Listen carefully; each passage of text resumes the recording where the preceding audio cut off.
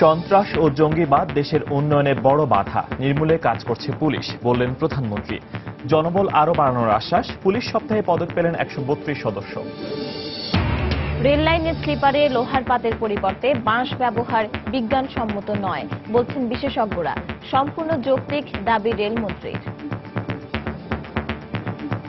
এটা কোনোভাবে অযৌক্তিক না, সম্পূর্ণভাবেই যৌক্তিক, শতভাগ যৌক্তিক। শিক্ষার্থীকে মারধরের ঘটনায় অনাকাঙ্ক্ষিত পরিস্থিতি এড়াতে ময়মনসিংহ মেডিকেল কলেজ অনির্দিষ্টকালের জন্য বন্ধ ঘোষণা। হল ছেড়েছেন শিক্ষার্থীরা। পুলিশি হয়রানি বন্ধ সহ 12 দফা দাবিতে দক্ষিণ পশ্চিমাঞ্চলের 21 জেলায় চলছে অনির্দিষ্টকালের পণ্যবাহী পরিবহন ধর্মঘট। লোকসানের আশঙ্কা ব্যবসায়ীদের। এবং নাব্য সংকটের পাশাপাশি পর্যাপ্ত জেটি আর শেডের অভাবে বিপর্যয়ের মুখে উত্তরাঞ্চলের বাঘাবাড়ী নৌবন্দর। নষ্ট হচ্ছে সার, ব্যাহত হচ্ছে তেল সরবরাহ।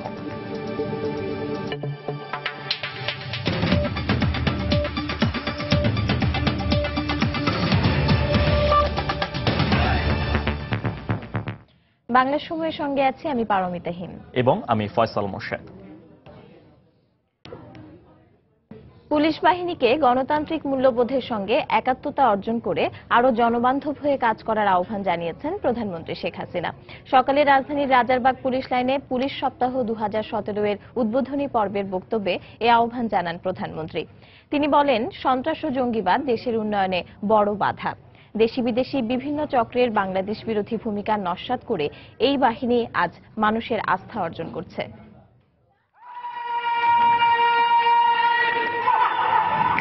দেশের অভ্যন্তরীণ নিরাপত্তা নিশ্চিতকরণ সহ আইন শৃঙ্খলা রক্ষা ও মানুষের জানমাল রক্ষায় অতন্দ্র প্রহরী হিসেবে কাজ করা শতাব্দীর ঐতিহ্যবাহী বাহিনী বাংলাদেশ পুলিশ। 71-এর 25শে মার্চ যখন পুরো বাংলাদেশ আক্রান্ত, ঠিক সে সময়ই রাজারবাগে প্রথম সশস্ত্র প্রতিরোধ গড়ে তুলেছিল এই বাহিনী। ঐতিহাসিক সেই রাজারবাগেই পুলিশ সপ্তাহ 2017-র উদ্বোধনী পর্বে আসেন প্রধানমন্ত্রী শেখ হাসিনা। পুলিশ সপ্তাহ উপলক্ষে বার্ষিক কুচকাওয়াজের মাধ্যমে প্রধানমন্ত্রীকে সালাম জানায় পুলিশের বিভিন্ন ইউনিটের কন্টিনজেন্ট ও পতাকাবাহী দল। এ সময় অভ্যর্থনা মঞ্চে দাঁড়িয়ে সালাম গ্রহণ করেন শেখ হাসিনা। উদ্বোধনী পর্বের বক্তব্যে প্রধানমন্ত্রী বলেন, অতীতের ধ্যান ধারণা থেকে বেরিয়ে এসে গণতান্ত্রিক ধারায় সেবামুখী হতে হবে পুলিশ সদস্যদের। ঔপনিবেশিক আমলের ধ্যান ধারণার পরিবর্তে গণতান্ত্রিক মূল্যবোধের সাথে একাত্ম হয়ে পুলিশের সেবা আরো জনবান্ধব করতে হবে। তিনি বলেন, জঙ্গিবাদ ও বিএনপি জামায়াতের নাশকতা প্রতিহত করে এই বাহিনী মানুষের সেবা ও নিরাপত্তার আস্থা অর্জন করেছে। জঙ্গিবাদের মূলোৎপাটনে 2016 সালে বাংলাদেশ পুলিশ কার্যকরী পদক্ষেপ দেশকে বড় ধরনের নাশকতা ও অস্থিতিশীলতার হাত থেকে রক্ষা করেছে। ধ্বংসাত্মক কার্যকলাপের বিরুদ্ধে প্রতিরোধ গড়ে তুলতে যে জীবন দিয়েছেন, তাদের এই মহান আত্মত্যাগ দেশ ও জাতি চিরদিন শ্রদ্ধার সাথে ও কৃতজ্ঞতার সাথে স্মরণ করবে। পুলিশ বাহিনীর উন্নয়নে সরকার সব কার্যক্রম অব্যাহত রেখেছে উল্লেখ করে প্রধানমন্ত্রী জানান, আরও 50,000 পুলিশ নিয়োগের প্রক্রিয়া চলমান রয়েছে। বাংলাদেশ পুলিশের কৌশলগত পরিকল্পনা, অবকাঠামো এবং মানব সম্পদ ব্যবস্থাপনা শক্তিশালী করে কর্মক্ষেত্রে পুলিশের সার্বিক সক্ষমতা বৃদ্ধি করা হচ্ছে। এর আগে বীরত্বপূর্ণ অবদানের জন্য বাহিনীর 132 জন সদস্যকে বাংলাদেশ পুলিশ পদক বিপিএম এবং রাষ্ট্রপতি পুলিশ পদক পিপিএম ব্যাজ পরিয়ে দেন প্রধানমন্ত্রী শেখ হাসিনা। আক্তার হোসেন, দেবাশিস রায়, সময় সংবাদ, ঢাকা। দেশের কয়েকটি স্থানে রেল লাইনের স্লিপারে লোহার পাতের পরিবর্তে বাঁশ ব্যবহারকে সম্পূর্ণ যৌক্তিক বলে দাবি করেছেন রেলমন্ত্রী মুজিবুল হক। সকালে রাজধানীর কমলাপুর রেল স্টেশনে ঢাকা, চট্টগ্রাম, ঢাকার মধ্যে চলাচলকারী মহানগর প্রভাতী ট্রেনের নতুন কোচ উদ্বোধন করতে এসে তিনি একথা জানান। অনুষ্ঠানে রেলের অতিরিক্ত মহাপরিচালক জানান, স্লিপারে বাঁশ সহায়ক কাঠামো হিসেবে ব্যবহার করা হয়েছে। তবে মন্ত্রীর এমন মন্তব্যের সমালোচনা করেছেন বিশেষজ্ঞরা। তারা বলছেন, রেলপথে বাঁশের এমন ব্যবহার বিজ্ঞানসম্মত নয়। চরম ঝুঁকিপূর্ণ অবস্থায় বেশ কয়েকদিন ধরেই লালমনিরহাট ও মৌলভীবাজারে রেল লাইনের ব্রিজগুলোর স্লিপারে বাঁশ ব্যবহারের অভিযোগ ওঠে। এ বিষয়ে দায়িত্বপ্রাপ্ত কোনো কর্মকর্তা কথা না বললেও সোমবার সকালে রাজধানীর কমলাপুর রেল স্টেশনে ঢাকা চট্টগ্রাম ঢাকার মধ্যে চলাচলকারী মহানগর প্রভাতী ট্রেনের নতুন কোচ উদ্বোধন করতে এসে সাংবাদিকদের প্রশ্নের মুখোমুখি হন রেলমন্ত্রী। বাঁশ ব্যবহারকে যৌক্তিক হিসেবে ব্যাখ্যা দিলেন অতিরিক্ত মহাপরিচালক ও মন্ত্রী। স্টিলের পাত দেওয়ার কথা, কিন্তু যেহেতু ওটা দেওয়ার পরে চুরি হয়ে যায়, ফ্রিকোয়েন্টলি চুরি হয়, সেই জন্য আমরা এখানে বাঁশের ফালি অথবা অন্য কোনো ইয়ে দিয়ে আমরা এটাকে জাস্ট এটা আটকে রাখি। এটা কিন্তু কোনো রেলের কোনো লোড বহন করে না, এটা স্ট্রাকচারের অংশও না, এটা কোনোভাবে অযৌক্তিক না, সম্পূর্ণভাবেই যৌক্তিক, শতভাগ যৌক্তিক। রেলের কাঠামোগত কোনো অংশ না হলেও শুধু সহায়ক হিসেবে দেয়া হয়েছে বলে জানান রেলমন্ত্রী মুজিবুল হক। বাঁশের দ্বারা কোনো ট্রেন চলে না, অন্যান্য আমাদের এটাকে শুধু সহায়ক হিসেবে, যাতে সহায়ক হিসেবে দেওয়া হয়েছে। আজকে আপনারা পত্রিকায় দেখবেন একদম ক্লিয়ারভাবে আমরা এই ব্যাপারে সমগ্র জনসাধারণের অবগতির জন্য বিজ্ঞপ্তি আকারে আমরা বিভিন্ন পত্রিকায় জানিয়ে দিয়েছি। রেলপথ মন্ত্রণালয়ের এমন মতামতকে সমালোচনা করে যোগাযোগ বিশেষজ্ঞরা বলছেন, রেলপথে বাঁশের ব্যবহার কোনোভাবেই গ্রহণযোগ্য হতে পারে না। বাঁশ দিয়ে এই স্লিপারকে ধরে রাখার কোনো রকম কিন্তু পরামর্শ কোথাও আমি দেখিনি, এবং এটা কখনো বিজ্ঞানসম্মত না। এটা একটা নন স্ট্যান্ডার্ড জিনিস আমরা করছি, কারণ আমরা অর্থায়ন পাচ্ছি না। আমাদের ট্রেন কিন্তু বেশি দ্রুত চলে না, দ্রুত গতিতে চলতে গেলে এই স্থাপনাগুলি অত্যন্ত ঝুঁকিপূর্ণ হয়ে যায়। দ্রুতগতির অর্থনীতি আর অবকাঠামো নিশ্চিত করতে হলে বিনিয়োগের মাধ্যমে রক্ষণাবেক্ষণকে আরও বেশি বিজ্ঞানসম্মত করতে হবে বলে মনে করেন বিশেষজ্ঞরা। শাফিন জাহিদ, সময় সংবাদ, ঢাকা। পুলিশি হয়রানি, ফেরিঘাটে চাঁদাবাজি বন্ধ সহ 12 দফা দাবি আদায়ে পণ্যবাহী পরিবহন মালিক শ্রমিক ঐক্য পরিষদের ডাকে দেশের দক্ষিণ পশ্চিমাঞ্চলের 21 জেলায় অনির্দিষ্টকালের পরিবহন ধর্মঘট চলছে। ধর্মঘটের কারণে বন্ধ রয়েছে সব ধরনের পণ্যবাহী পরিবহন। এতে ক্ষতির আশঙ্কা করছেন ব্যবসায়ীরা। এদিকে ধর্মঘট প্রত্যাহারের বিষয়ে বিকেলে বিভাগীয় কমিশনারের সঙ্গে আন্দোলনকারীদের বৈঠক কোনো সিদ্ধান্ত ছাড়াই শেষ হয়েছে। আমাদের ব্যুরো ও জেলা প্রতিনিধিদের পাঠানো তথ্য ছবি নিয়ে ডেস্ক রিপোর্ট। খুলনায় সোমবার সকাল থেকে পণ্যবাহী সব ধরনের যান চলাচল বন্ধ রয়েছে। ধর্মঘটের কারণে বন্ধ রয়েছে নগরীর খালিশপুরের পদ্মা, মেঘনা ও যমুনা তেল ডিপো থেকে জ্বালানি তেল উত্তোলন। এই অবস্থা চলতে থাকলে ক্ষতির আশঙ্কা করছেন স্থানীয় ব্যবসায়ীরা। মাল কিনা গাড়ি পাচ্ছে না, গাড়ির অভাবে যাইতে পারতেছে না, যার কারণে মাল কিনতেছে না। ব্যবসায়ীদের ক্ষতি, আড়তদারদের ক্ষতি, সব দিক দিয়ে ক্ষতি হচ্ছে। তাই যাতে এই অবরোধটা প্রত্যাহার করে, এই দাবি আমাদের। বরিশাল নগরীর বান্দ রোড এলাকায় মিছিল বের করেন আন্দোলনকারীরা। এ সময় 12 দফা বাস্তবায়নে বিভিন্ন স্লোগান দেন তারা। দাবি না মানা পর্যন্ত আন্দোলন চালিয়ে যাবার ঘোষণা দেন শ্রমিক নেতারা। ফেরিঘাটে চাঁদাবাজি, বিভিন্ন হয়রানি, এগুলো বন্ধ না হওয়া পর্যন্ত, এই 12 দফা দাবি না মানা পর্যন্ত আমরা ধর্মঘট আমাদের চলবে। যশোরে আন্দোলনকারীরা শহরের 8টি পয়েন্টে অবস্থান নিয়ে ধর্মঘট পালন করেন। এ সময় শ্রমিকরা মহাসড়কে চাঁদাবাজি বন্ধের দাবি জানান। প্রত্যেকটা পয়েন্টে 50 টাকা, 60 টাকা, 20 টাকা চাঁদা হয়ে গেছে, এখন 80 টাকা, 90 টাকা, 100 টাকা। তাহলে আমরা মোটর গাড়ির লোক, সাধারণ মানুষ, আমরা কি করে খাবো? যাতে চাঁদাবাজি কমে যায়, সরকার যাতে এদিকে নজর দেয়, এই কারণে মালিক শ্রমিক মিলে যৌথভাবে ধর্মঘট আহ্বান করেছে। এছাড়া ফরিদপুর, মাগুরা, কুষ্টিয়া ও ঝিনাইদহে চলছে পণ্যবাহী পরিবহন ধর্মঘট। গত 21 জানুয়ারি 12 দফা দাবি বাস্তবায়নে অনির্দিষ্টকালে ধর্মঘটের ডাক দেয় পণ্যবাহী পরিবহন মালিক শ্রমিক ঐক্য পরিষদ। সাবিত সারোয়ার, সময় সংবাদ। বাংলা সময় আরো থাকছে। সিলেট কেন্দ্রীয় কারাগারে যাবজ্জীবন সাজাপ্রাপ্ত 5 আসামি ভুগছেন দুরারোগ্য ব্যাধিতে। মানবিক কারণে মুক্তি দিতে স্বরাষ্ট্র মন্ত্রণালয়ে আবেদন। এবং লাখো কণ্ঠে বাল্যবিবাহকে না বলল সুনামগঞ্জের মানুষ, জেলাকে বাল্যবিবাহ মুক্ত ঘোষণা।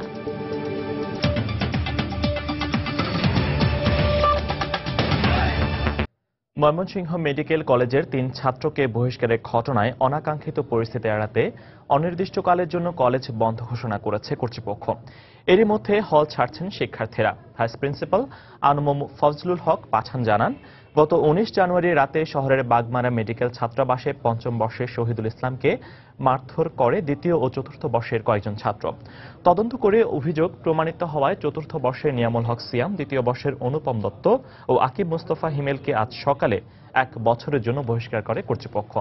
পরে যে কোনো ধরনের সংঘাত এড়াতে বিকেলে কলেজ অনির্দিষ্টকালের জন্য বন্ধ ঘোষণা এবং সন্ধ্যা 6টার মধ্যে হল ছাড়ার নির্দেশ দেয় কলেজ কর্তৃপক্ষ। এদিকে হঠাৎ করে হল ছাড়ার নির্দেশ দেয় বিপাকে পড়েছেন শিক্ষার্থীরা।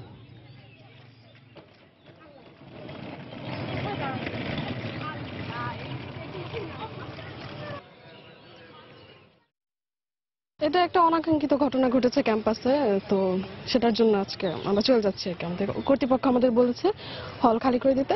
ঘটনাটা পুরোপুরি হচ্ছে আমাদের ক্যাম্পাসের বা হোস্টেলের ব্যাপার। এটার জন্য হঠাৎ করে কলেজও বন্ধ হয়ে গেছে, এখন হচ্ছে আমাদের হোস্টেলও খালি করতে বলা হয়েছে। আমরা যারা ঢাকার তারা চলে যাচ্ছি, আর কেউ কেউ আসতে দূরের ওরা যাবে আর কি। এখন আমরা আসলে বলতে পারবো না যে ঘটনা কি বা আসলে কি হয়েছে, এটা আমরা জানি না। ৭১-এ মানবতা বিরোধী অপরাধের দায়ে ময়মনসিংহের ফুলবাড়িয়ার এমপি মুসলিম উদ্দিন সহ ১৬ জনের বিরুদ্ধে মামলা দায়ের করা হয়েছে। পরে মামলাটি আন্তর্জাতিক অপরাধ ট্রাইব্যুনালে পাঠানোর নির্দেশ দিয়েছেন আদালত। দুপুরে সিনিয়র জুডিশিয়াল ম্যাজিস্ট্রেট আদালতের বিচারক মোহাম্মদ মাহবুবুল হক এই নির্দেশ দেন। এর আগে জেলার ২ নম্বর আমলি আদালতে মামলাটি দায়ের করেন জালাল উদ্দিন নামে এক মুক্তিযোদ্ধা। মামলায় বঙ্গবীর কাদের সিদ্দিকী ও ধর্মমন্ত্রী অধ্যক্ষ মতিউর রহমান সহ ২৪ জনকে সাক্ষী রাখা হয়। এজাহারে বলা হয়েছে ১৯৭১ সালে জেলা শান্তি কমিটির কোষাধ্যক্ষ ছিলেন মুসলিম উদ্দিন। স্বাধীনতা যুদ্ধে পাকিস্তানি বাহিনীর সাথে মিলে মুসলিম ও তার সহযোগীরা বাড়িঘরে হামলা ও ২০ থেকে ২৫ জনকে নির্মমভাবে হত্যা করে বলেও মামলার অভিযোগ করা হয়।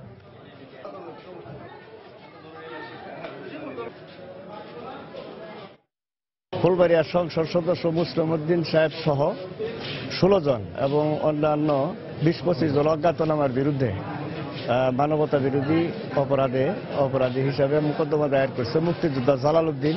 এই মামলায় হত্যা, ধর্ষণ, লুণ্ঠন এবং অগ্নিসংযোগ সহ অভিযোগ আনা হয়েছে। সিলেট কেন্দ্রীয় কারাগারে দুরারোগ্য ব্যাধিতে আক্রান্ত যাবজ্জীবন সাজাপ্রাপ্ত ৫ আসামি মৃত্যুর সঙ্গে লড়ছেন। অচল ও অক্ষম হওয়ায় অন্যের সাহায্য ছাড়া কিছুই করতে পারেন না তারা। মানবিক কারণে রাষ্ট্র এদের দ্রুত মুক্তি না দিলে কারাগারে মৃত্যু হতে পারে বলে আশঙ্কা জেলা ম্যাজিস্ট্রেটের। দিগিন সিংহের ছবিতে আব্দুল আহাদের রিপোর্ট। যাবজ্জীবন সাজাপ্রাপ্ত আসামি তসলিম সাজা খাটছেন ২৩ বছর ধরে, বয়স এখন ৭৬ বছর। এতটাই অসুস্থ যে ঠিকমতো কথা বলতে পারেন না। আলসার, টিউমার সহ নানা জটিল রোগে আক্রান্ত তিনি। তার মতো দুরারোগ্য ব্যাধিতে আক্রান্ত যাবজ্জীবন সাজাপ্রাপ্ত আসামি লায়াস মিয়া পারছেন না হাঁটা চলা করতে। ডান পাশ প্যারালাইজড, বয়স ৬৫-র কাছাকাছি। আর ৬৬ বছরের বৃদ্ধা আঙ্গুরুন্নেসা চোখে দেখতে পারেন না ভালো করে। শেষ বয়সে এসে অসহায় এই মানুষগুলোর চাওয়া মরণ যেন হয় স্বজনদের স্পর্শে। আমার প্যারালাইসিস, আমি ওখানে বাইক গিয়ে আমার জীবনের সামনে মরতে পারি। উঠতাম বইতাম পারি না, চৌকেও দেখি না।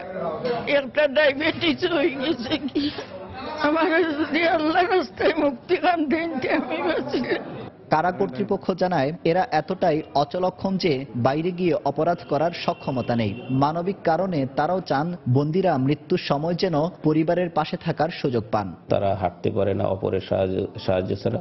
বিশেষ করে মনে করেন তারা স্ট্রোক, প্যারালাইজড, পার্কিংস, হাইপারটেনশন এই সমস্ত রোগে আক্রান্ত। তাদের বয়সও হয়েছে অনেক এবং তারা অনেক একা একা চলাফেরা করতে পারেন না। এখন আমার মনে হয় না যে তারা বের হয়ে গেলে আবার নতুন করে কোনো অপরাধে জড়িয়ে পড়বেন, এমন সম্ভাবনা নেই বললেই চলে।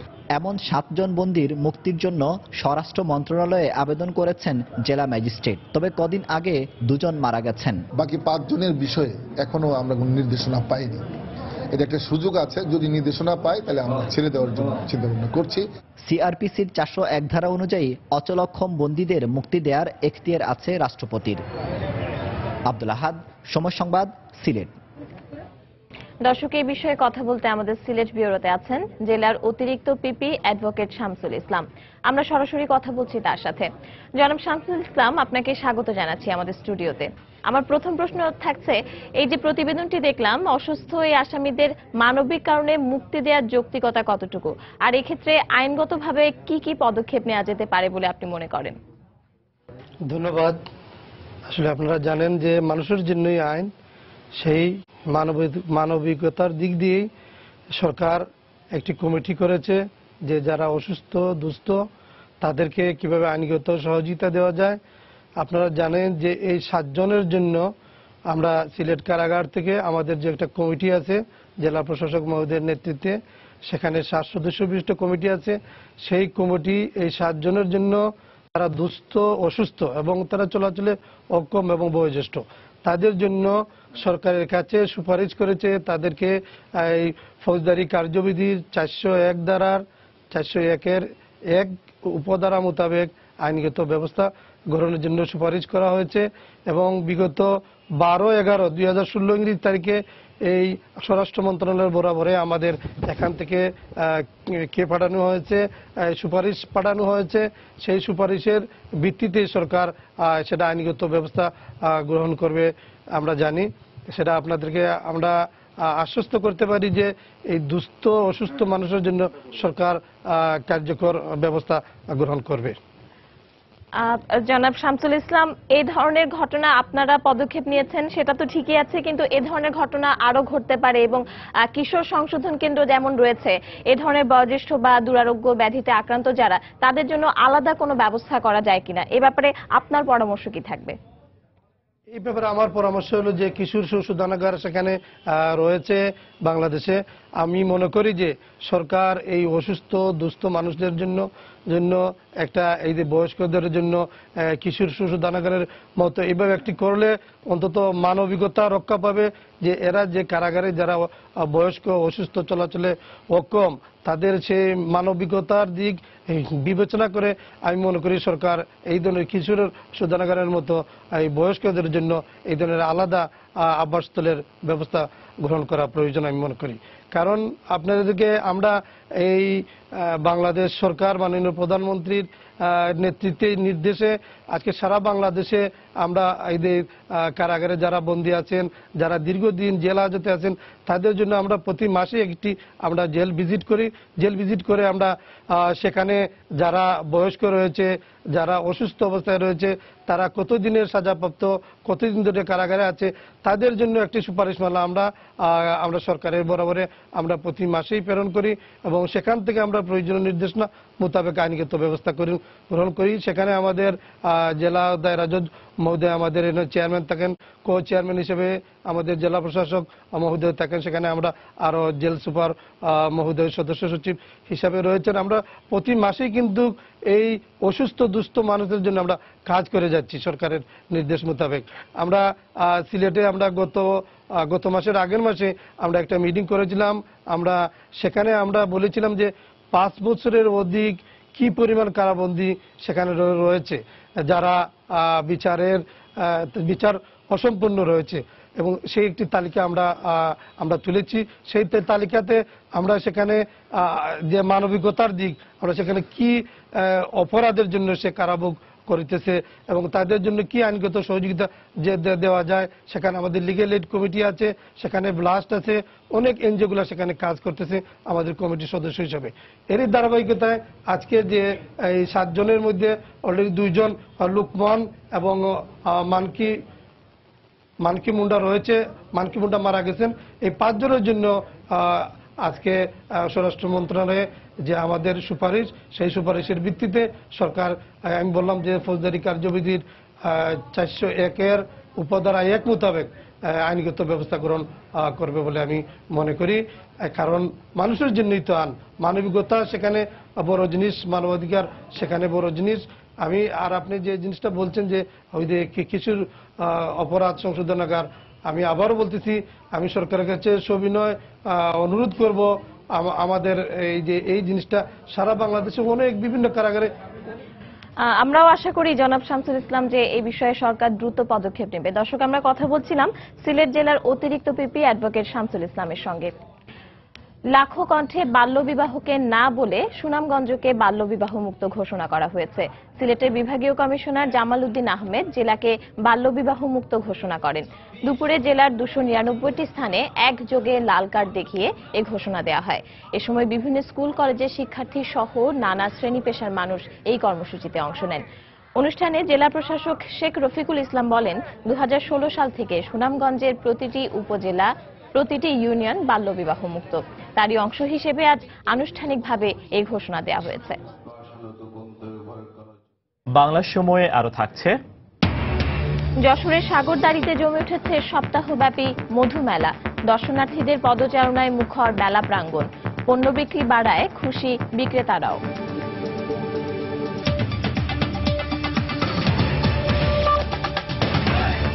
উত্তরের জেলাগুলোতে জ্বালানি তেল ও সারের চাহিদার সিংহভাগই সিরাজগঞ্জের বাঘাবাড়ির অয়েল ডিপো ও নৌবন্দর থেকে সরবরাহ করা হয়। কিন্তু নাব্য সংকট, পণ্য খালাসের জন্য জেটির অভাব, পর্যাপ্ত শেড না থাকায় বিপর্যয়ের মুখে পড়েছে উত্তরাঞ্চলের প্রধান এই নৌবন্দর। এতে আর্থিকভাবে ক্ষতিগ্রস্ত হচ্ছে কোম্পানিগুলো। অবশ্য কর্তৃপক্ষ আশ্বাস দিয়েছেন দ্রুতই সমাধান করা হবে বন্দরের সমস্যা। অমৃত সেনের ছবিতে রিঙ্কু কুণ্ডুর রিপোর্ট। দেশের উত্তরাঞ্চলে জ্বালানি তেল ও সারের চাহিদা 90% বাঘাবাড়ি রিফাইন্ড অয়েল ডিপো ও নৌবন্দর থেকে সরবরাহ করা হয়। এখান থেকে প্রতিদিন 27 লাখ লিটার জ্বালানি তেল ও হাজার হাজার বস্তা রাসায়নিক সার সরবরাহ করা হয় উত্তরের বিভিন্ন জেলায়। কিন্তু নাব্য সংকট, পণ্য খালাসের জন্য জেটির অভাব, পর্যাপ্ত শেড না থাকায় বাধাগ্রস্ত হচ্ছে বন্দরের কার্যক্রম। শেড না থাকার কারণে খোলা আকাশের নিচে সারের বস্তা রাখা হচ্ছে। এতে নষ্ট হচ্ছে সারের গুণগত মান। বাস ভেঙে যায়, আবার কাঠ ভেঙে যায়। এগুলো সুবিধা আমার তো জেটি হলে আমাদের সুবিধা হতো। ডাম্পিং এর জায়গাও ভালো না, নিচে বৃষ্টিপাত হলে ভিজে যায়। লক্ষ লক্ষ টন সার এখানে আসে, সেই সারগুলো আমরা সঠিকভাবে নিরাপদভাবে আমরা রাখতে পারছি না। যদি শেড থাকে তাহলে একটু সুবিধা হতো, মালগুলো ড্যামেজ হতো না, মালের নিরাপত্তা থাকতো। স্বাভাবিকভাবে রাসায়নিক সার ও পণ্যবাহী জাহাজ চলাচলের জন্য নদীতে 10 ফুট পানির গভীরতা দরকার হলেও বাঘাবাড়ি থেকে দৌলদিয়া পর্যন্ত বিভিন্ন পয়েন্টে পানির গভীরতা কমে 7 থেকে 8 ফুটে দাঁড়িয়েছে। এসব চ্যানেলে প্রায় আটকা পড়ছে বন্দরমুখী জাহাজগুলো। আপের থেকে একটা জাহাজ ডাউনে নামবে, ডাউনের থেকে আপের দিকে উঠবে, এরকমের জায়গা নেই। সংকীর্ণ, খুবই সংকীর্ণ। ওইসব জায়গায় দুর্ঘটনা ঘটে অনেক সময়। পদ্মা থেকে মাল কেটে এই জায়গায় 1/2% মাল কেটে অল্প মাল নিয়ে আসতে হয়, এজন্য খরচটা বেশি পড়ে যায়। অবশ্য বাঘাবাড়ি বন্দরের এই কর্মকর্তা আশ্বাস দিলেন মশাগুলো দ্রুত সমাধান করা হবে। এই নদীবর্তী দ্বিতীয় সারি থেকে প্রথম সারি নদীবন্দরে রূপান্তরিত করার জন্য মাননীয় প্রধানমন্ত্রী এবং নৌপরিবহন মন্ত্রীর আন্তরিক একটা প্রচেষ্টা রয়েছে। আমরা আশা করছি যে অতি দ্রুত যে সমস্যাগুলো রয়েছে, জেটির সংকট বা অন্যান্য সেগুলো সমাধান হবে। দেশের উত্তরের 16 জেলার রাসায়নিক সার, জ্বালানি তেল ও কয়লা নৌপথে আসে এই বাঘাবাড়ি নৌবন্দর দিয়ে। রিঙ্কু কুণ্ডু, সময় সংবাদ, সিরাজগঞ্জ। আদালতের নির্দেশে সিলেট কেন্দ্রীয় কারাগারে আরেকজনের সাজা ভোগকারী রিপন আহমেদ ভুট্টো সহ 4 জনের বিরুদ্ধে মামলা দায়ের করা হয়েছে। দুপুরে সিনিয়র জেল সুপার সগির মিয়া বাদী হয়ে কোতোয়ালি থানায় মামলাটি দায়ের করেন। একটি হত্যা মামলায় যাবজ্জীবন সাজাপ্রাপ্ত মূল আসামি বকুলের পরিবর্তে সাজা ভোগ করছিলেন রিপন আহমেদ ভুট্টো নামে আরেকজন। এই খবরটি দেশের বিভিন্ন গণমাধ্যমে প্রচারের পর তোলপাড় সৃষ্টি হয়। পরে সিলেট চিফ জুডিশিয়াল ম্যাজিস্ট্রেটকে প্রধান করে একটি তদন্ত কমিটি গঠন করেন জেলা ও দায়রা জজ। তাদের দেওয়া রিপোর্টের প্রেক্ষিতে ঘটনার সঙ্গে জড়িত আইনজীবী শাহ আলম, শিক্ষানবিশ আইনজীবী শামীম ও দালাল লিয়াকতের বিরুদ্ধে মামলা দায়েরের আদেশ দেন জেলা ও দায়রা জজ আদালতের বিচারক মনির আহমেদ পাটোয়ারি। সেই সাথে পরিচয় গোপন করায় রিপন আহমেদ ভুট্টোকেও মামলার আসামি করার নির্দেশ দেওয়া হয়।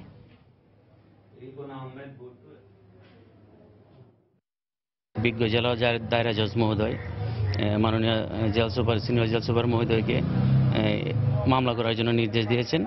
আমরা ওই এজাহারটুকু এখানে জমা দিয়ে গেলাম আর কি। ভুট্টো তো বর্তমানে কারাগারে এসে বন্দী আছে, তারা আমরা তাৎক্ষণিক সময় আজকে আমরা শুনানি করব। আর যে বাকি যে আসামি অ্যাডভোকেট শাহ আলম, অ্যাডভোকেট শামীম এবং তাদের একজন সহযোগী লিয়াকত, তাকে আমরা আজকেই গ্রেপ্তারের জন্য অভিযান চালাবো। খাগড়াছড়িতে চাঁদার দাবিতে মাল বোঝায় 2টি ট্রাকে আগুন দিয়েছে সন্ত্রাসীরা। এ সময় আহত হয়েছেন 2 ব্যবসায়ী। এই ঘটনার পর থেকে খাগড়াছড়ি রাঙামাটি সড়কে যান চলাচল বন্ধ রয়েছে। পুলিশ ও স্থানীয়রা জানান, ভোর 5টার দিকে মহালছড়ি উপজেলার বেতছড়ি এলাকায় খাগড়াছড়ি রাঙামাটি সড়কে গাছের গুঁড়ি ফেলে 2টি মাল বোঝায় ট্রাকের গতিরোধ করে চাঁদা দাবি করে সন্ত্রাসীরা। এ সময় চাঁদা দিতে অস্বীকৃতি জানালে ট্রাক দুটিতে আগুন ধরিয়ে দেওয়া হয় বলে অভিযোগ করেন চালকরা। এ সময় ট্রাকে থাকা সত্যকুমার দাস ও আব্দুল মুন্সি নামে 2 ব্যবসায়ীকে কুপিয়ে গুরুতর আহত করে তারা। খবর পেয়ে ফায়ার সার্ভিসের কর্মীরা এসে প্রায় 2 ঘন্টার চেষ্টায় আগুন নিয়ন্ত্রণে আনেন। এদিকে সন্ত্রাসীরা একই সড়কে 5টি পিকনিক বাস গতিরোধ করে যাত্রীদের কাছ থেকে নগদ টাকা ও মোবাইল ছিনিয়ে নেয় বলেও অভিযোগ উঠেছে। পরিস্থিতির অবনতির আশঙ্কায় এলাকায় অতিরিক্ত পুলিশ মোতায়েন করা হয়েছে।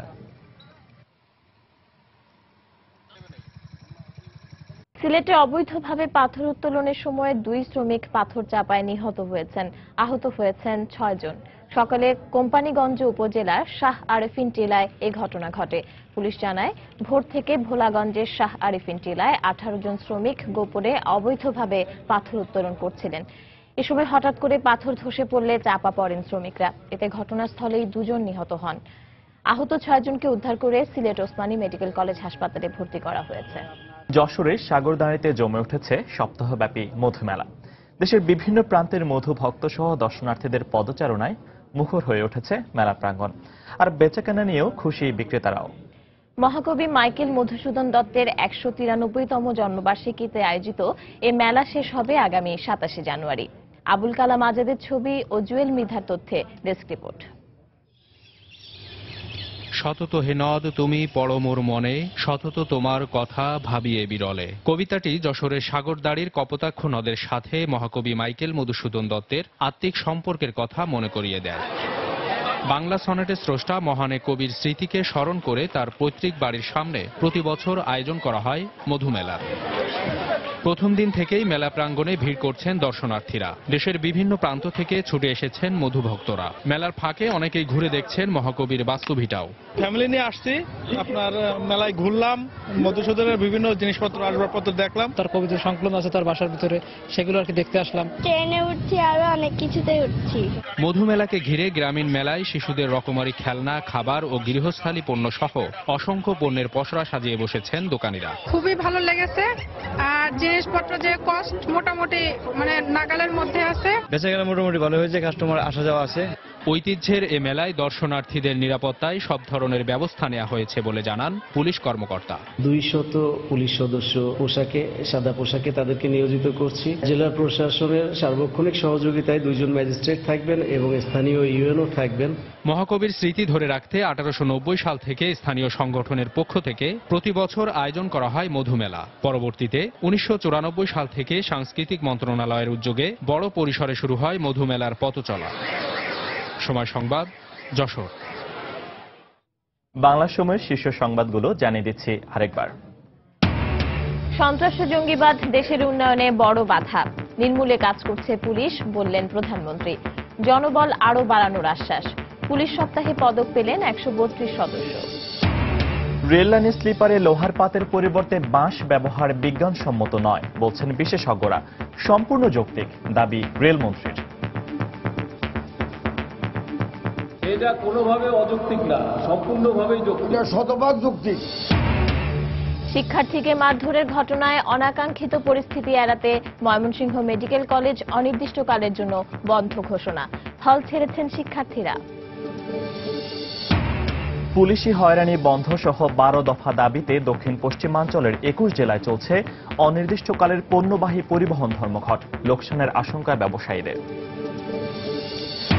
এবং নাব্য সংকটের পাশাপাশি পর্যাপ্ত জেটি আর শেডের অভাবে বিপর্যয়ের মুখে উত্তরাঞ্চলের বাঘাবাড়ি নৌবন্দর।